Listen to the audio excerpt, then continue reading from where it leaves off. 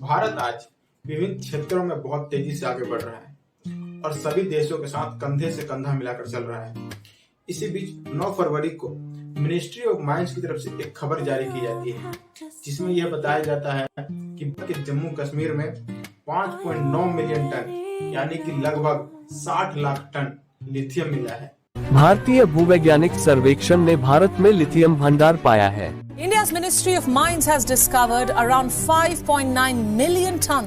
Lithium यानी white gold जिसकी कीमत लगभग लाख करोड़ रुपए हो सकती है। इस खबर के आने के बाद से कई अर्थशास्त्रियों का मानना है कि भारत आने वाले समय में सुपर पावर बन सकता है और पूरी दुनिया का नेतृत्व कर सकता है। अब आपके मन में भी ये सवाल उठ रहा होगा कि आखिर ये लिथियम क्या है, इसे व्हाइट गोल्ड क्यों कहते हैं और इससे भारत सुपर पावर कैसे बन सकता है। तो आपको बता दूं, आपके डेली लाइफ में यूज होने वाली छोटे से छोटे इलेक्ट्रॉनिक आइटम से लेकर बड़ी से बड़ी ई व्हीकल्स जिनमें बैटरी का यूज होता है सभी लिथियम से तैयार होती है। और जिस प्रकार हम क्रूड ऑयल को ब्लैक गोल्ड कहते हैं क्योंकि आज से पहले के कुछ दशकों में इसकी बहुत ज्यादा डिमांड थी और सभी व्हीकल्स पेट्रोल और डीजल से चलते थे। ऐसा नहीं है कि अब इसकी डिमांड नहीं है, परंतु जैसे जैसे हम पेट्रोल और डीजल वाले व्हीकल से ई व्हीकल पर शिफ्ट हो रहे हैं, कोल पेट्रोलियम से ग्रीन एनर्जी पर शिफ्ट हो रहे हैं, वैसे वैसे इसकी डिमांड बढ़ती जा रही है और इसकी वैल्यू भी बहुत ज्यादा है। इसलिए हम इसको व्हाइट गोल्ड कहते हैं।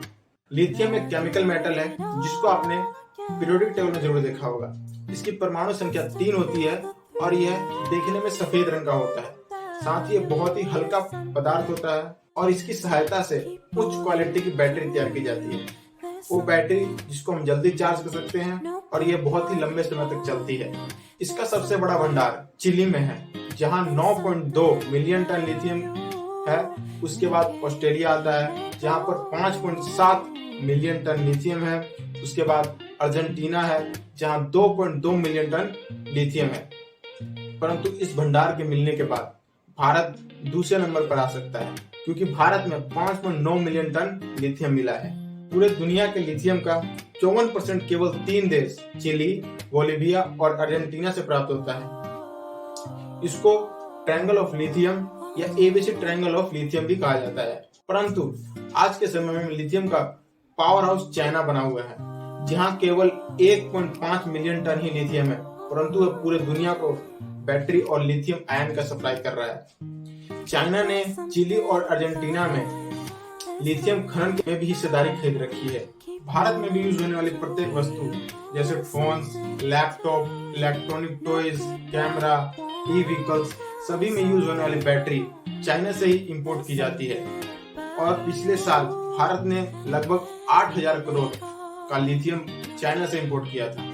यहाँ तक कि टेस्ला में यूज होने वाली बैटरी भी चाइना से ही तैयार होती है जिसे CATL यानी कॉन्टेम्परेरी एम्प्रेक्स टेक्नोलॉजी लिमिटेड तैयार करती है।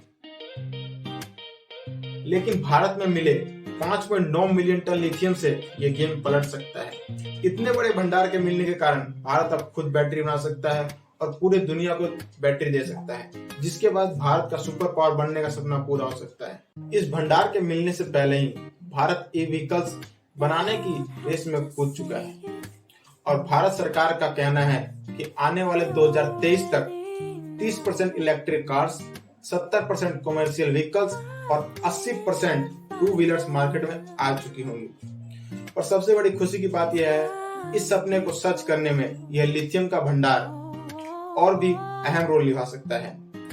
अब तक बनने वाली ई व्हीकल्स में जो खर्च आता था उसका 50% उसकी बैटरी के कारण होता था, जिससे इसके दाम भी ज्यादा होते थे। परंतु जब बैटरी भारत में बनने लगेगी इन गाड़ियों का दाम भी कम होगा और ये आसानी से भी उपलब्ध हो पाएंगी।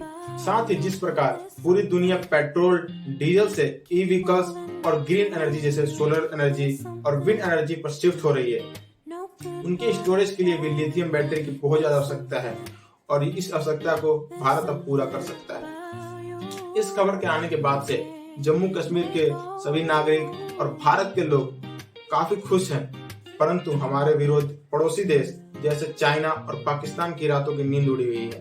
पर मिनिस्ट्री ऑफ माइंस की तरफ से अभी तक ये सुनिश्चित नहीं किया गया है कि यहाँ जो लिथियम मिला है कि क्या गुणवत्ता है, किस क्वालिटी का है और इसमें खनन कार्य कब से शुरू होगा।